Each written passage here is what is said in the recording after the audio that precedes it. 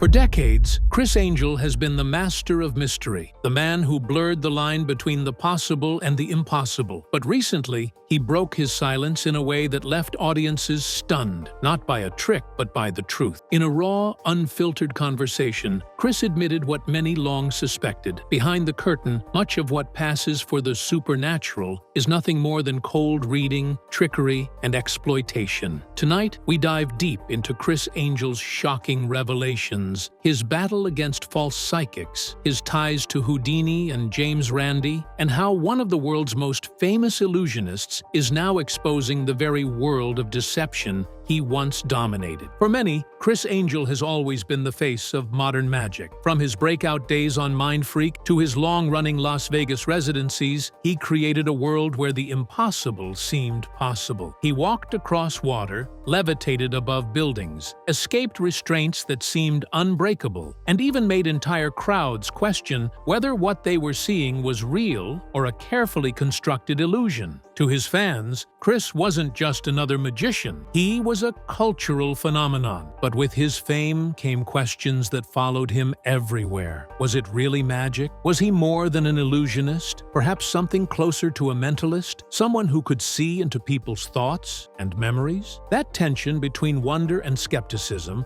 has surrounded Criss's career since the very beginning. He cultivated an aura of mystery, but he also left room for curiosity, inviting audiences to constantly ask themselves, how did he do that? This is why his recent candid comments shocked so many people. The man who had made his career keeping secrets was suddenly speaking openly about what was behind the curtain. He wasn't just admitting that his acts were built on tricks, something most fans suspected, but he was going further, exposing an entire world of deception that extends beyond magic into fraud and manipulation. His voice carried weight because it wasn't coming from a cynic or outsider. It was coming from someone who had dedicated his life to mastering the art of illusion. Criss's revelations remind us of a bigger truth. The same techniques that amaze us on stage are also the same ones others have used to prey on grief, hope, and vulnerability. His career defined a generation of magic, but his decision to speak out may define his legacy in an entirely different way. It positions him not just as a performer, but as an educator, someone willing to reveal uncomfortable truths, even when they shatter the fantasy he helped create. The story of Criss's confession begins almost casually. During a recent interview, he joked about being a little bit of a mentalist. It was the kind of offhand comment most people would brush past, but the interviewer pressed him further. Could he really look at someone and read details about their lives? Could he truly guess names, dates, or even the name of someone's pet? For a moment, it seemed like Criss was about to admit to some hidden supernatural ability. Instead, he leaned forward and dismantled the myth. He explained that mentalism, as most people imagine it, isn't real. There is no mind reading, no supernatural gift, no hidden channel into someone's memories. What exists instead is a set of techniques, cold reading, psychological cues, and carefully rehearsed tricks that create the illusion of insight. As Criss explained, the moment a mentalist asks someone to write something down or stares into their eyes as if divining truth, the real process is already underway. They're not channeling psychic energy. They're watching body language, micro-expressions, even the slightest shift in tone. He compared it to how, once you buy a car, you suddenly notice that model everywhere on the road. Our brains selectively tune in to what we expect to see. Mentalists take advantage of this selective focus, throwing out broad statements and watching for the reactions that stick. Audiences remember the moments that hit close to home and forget the dozens of misses. That selective memory is what makes the experience feel authentic. For Criss, this wasn't about tearing down the art form of magic. After all, illusions are what made him famous. But he drew a sharp distinction. When he performs, audiences know they're seeing tricks. When self-proclaimed psychics or mediums use the same techniques, they cross a line, convincing vulnerable people that illusions are reality. This was Criss's spark for truth, a declaration that mentalism isn't mind reading, it's showmanship, and it set the stage for his deeper mission to expose the frauds hiding in plain sight. When Criss opened up about deception in the world of psychics, he He didn't just speak from his own perspective. He tied his views to the man who set the standard for modern magicians, Houdini. For Criss, Houdini wasn't only an inspiration in terms of daring stunts and larger-than-life illusions. He was also a role model for his relentless fight against those who exploited grief and faith for profit. Houdini's story resonated deeply with Criss. After losing his mother, Houdini desperately wanted to believe in the possibility of communicating with her. In his grief, he turned to mediums and spiritualists who claimed they could channel the dead. But the great magician quickly realized he was being deceived. He recognized in their performances the same techniques he himself used on stage: sleight of hand, distraction, psychological manipulation. Only these weren't being used to entertain. They were being weaponized to steal from the grieving and vulnerable. This betrayal drove Houdini to dedicate the latter part of his life to debunking frauds. He exposed mediums across the country, sued them in court, and made it his mission to reveal how easily they fooled their audiences. Before his death in 1926, Houdini even devised a final test. He gave his wife, Bess, a secret word: believe, that no medium could know. He warned her that after his death, charlatans would claim to be contacting him. For 10 years, seances were held as Bess waited for someone to deliver the word. None did. In the end, she declared the vigil over, extinguishing the candle that had burned for a decade in his memory. Criss recalled this story not as trivia, but as a warning. Just as Houdini recognized the line between entertainment and exploitation, Criss sees himself walking the same path. His illusions belong on the stage, where audiences understand it's all in good fun. But when those same techniques are passed off as real contact with the dead, it crosses into cruelty. By invoking Houdini, Criss positioned his mission in a legacy of truth-telling magicians, those who protected the public from being misled at their most vulnerable moments. After setting the stage with Houdini's story, Criss went deeper into the mechanics of deception, pulling back the curtain on the technique that powers nearly every psychic performance: cold reading. To the untrained eye, it can look like someone is tapping into hidden knowledge, revealing intimate details that seem impossible to guess. But Criss explained how, in reality, it's a process of fishing, observing, and reacting until the subject themselves gives away the truth. A typical session begins with broad statements: "I sense someone with the letter J," or "I'm feeling an older woman," maybe a mother or grandmother figure. Almost anyone can connect these to their own lives. Once a subject reacts, through a nod, a shift in posture, or even a subtle change in their breathing, the so-called psychic narrows in. They might ask, "She passed suddenly, didn't she?" If the subject hesitates or confirms, the psychic builds on it, layering vague details with increasing specificity. Soon, the subject feels as though their secrets have been revealed, when in fact, they've been guiding the entire conversation with unconscious cues. Criss compared it to selective memory. People leave these sessions remembering the hits and forgetting the countless misses. If the psychic guessed 5 wrong names and 1 right one, the subject recalls the right name and dismisses the rest. That single miracle becomes the anchor for the memory, reinforcing the illusion. To illustrate, Criss pointed out how everyday interactions often reveal more than we realize. A simple glance, a wedding ring, or the way someone talks about their family can all become entry points. Cold readers exploit these breadcrumbs. To them, every gesture is data. Every hesitation is a signal. Every laugh or tear is a roadmap. For Criss, the tragedy isn't the cleverness of the trick, it's the cost. Vulnerable people walk away believing they've spoken to their loved ones or received divine guidance, when in reality, they've been manipulated into revealing their own truths. As Criss made clear, cold reading is not a supernatural gift. It's a calculated performance, and its power lies not in psychic ability, but in the human tendency to want to believe. When Criss spoke about the blurred line between illusion and fraud, he paid special attention to someone who had already spent his life on the same battlefield: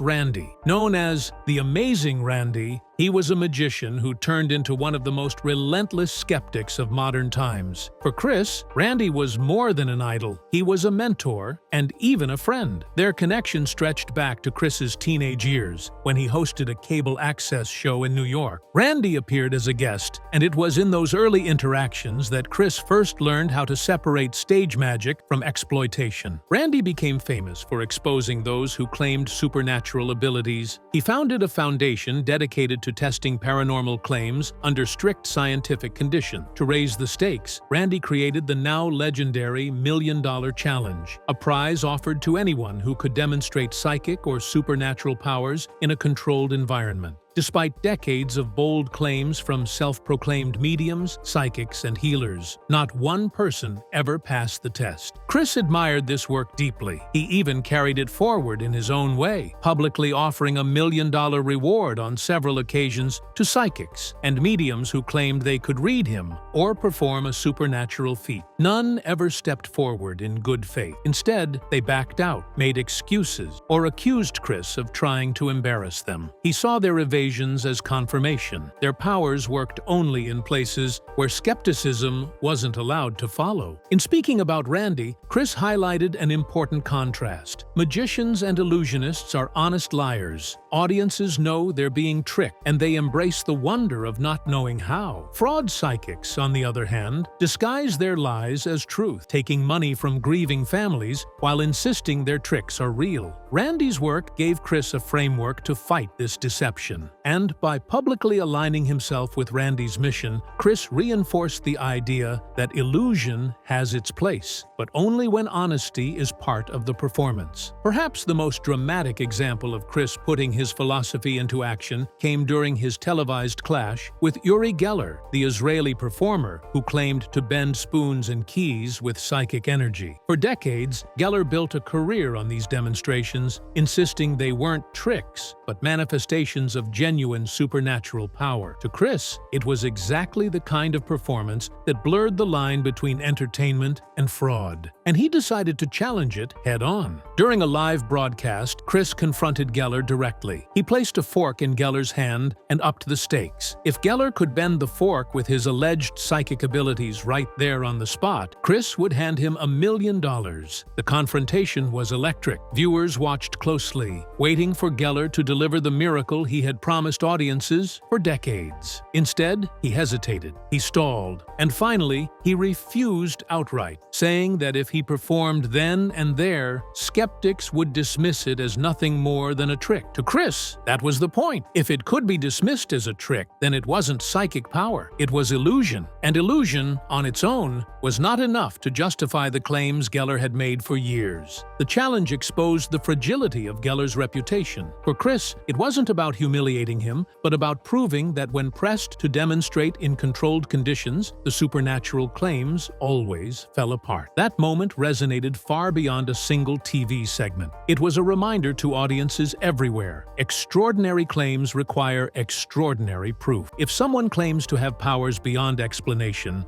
then they should be able to reproduce them under scrutiny. By standing firm in that confrontation, Criss showed that he wasn't just another magician guarding secrets. He was someone willing to sacrifice his own mystique to protect the public from deception. For Criss, the most heartbreaking part of the psychic industry is not the tricks themselves. It's the way those tricks prey on grief. In his candid breakdown, he made it clear that he doesn't take issue with illusions when they're presented honestly. After all, his own career is built on creating the impossible. But what he cannot stand is when someone uses the same principles of misdirection and cold reading to manipulate families mourning the loss of a loved one. Criss explained how people in their most vulnerable moments are often desperate for connection. When you've lost someone, you're willing to believe almost anything that promises comfort. Psychics step into that void with vague statements that hook the grieving, eventually leading them to believe they've heard from the other side. A nod, a smile, a tear. Suddenly, the psychic latches onto these emotional cues and spins them into a convincing message. The result is not healing, but dependency. Families return again and again, spending money they don't have for the illusion of hope. He likened the moment of discovery to childhood innocence. Just as a child feels crushed when they learn the truth about Santa Claus, grieving adults feel betrayed when they realize they've been manipulated by someone claiming to connect them with the dead. It's not just money that's lost, it's trust, it's dignity, it's faith in human connection.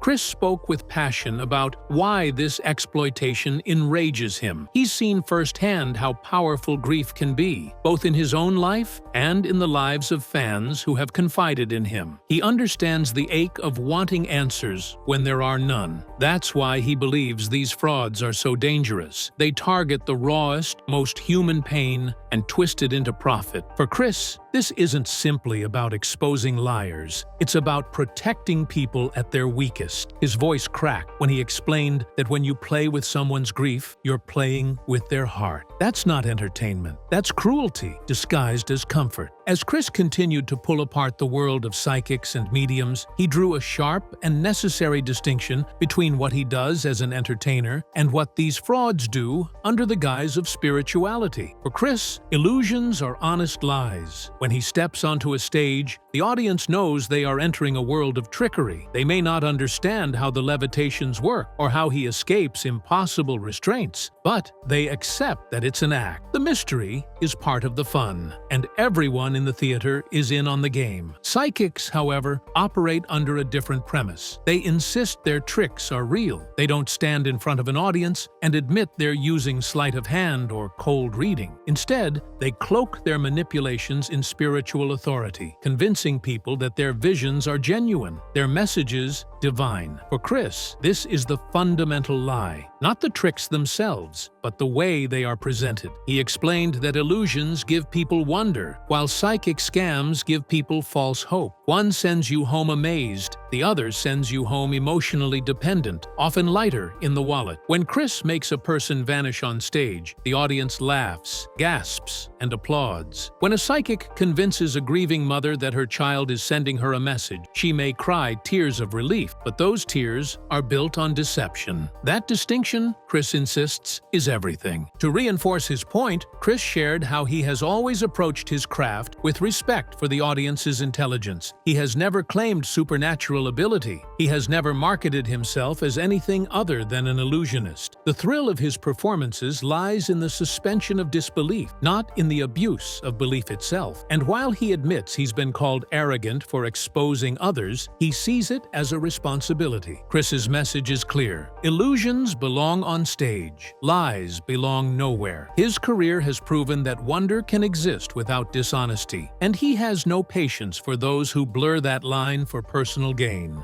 He pointed out the obvious contradictions that skeptics have raised for decades. If someone truly had the ability to see the future or connect with the beyond, why haven't they prevented tragedies? Why didn't they see 9/11 coming? Why can't they predict winning lottery numbers? Why are they content charging $20 or $40 for a reading when their supposed powers could change the world? For Criss, the answers are clear. There is no hidden gift. There is only performance dressed up as spirituality. This revelation hit hard because it came from someone who knows the craft inside and out. Criss has been performing magic since he was a child. He has mastered sleight of hand, misdirection, levitation, escapes, all of it. He knows how illusions work, and he knows when someone is using them outside the boundaries of entertainment. That authority makes his words carry more weight than any critic's. When Criss says, "It's all tricks," he's speaking from a lifetime of expertise. But there was also a haunting poetry in the way he framed it. He reminded listeners of Houdini's secret word to his wife, "Believe a word meant to expose frauds who claimed to contact him after death." Yet, hidden within believe is another word, lie. For Criss, that irony captured the truth of the entire industry. Belief can be beautiful when shared on stage, but belief without honesty becomes a lie. As he concluded his thoughts, Criss wasn't angry or bitter. He was matter-of-fact. His final message was that illusions should inspire wonder, not deceive the vulnerable. And in breaking his silence, he confirmed what so many had already felt in their gut. The magic was always in the performance, never in the supernatural. His honesty didn't destroy the mystery. It revealed a deeper one: how much people are willing to believe when their hearts are desperate for hope.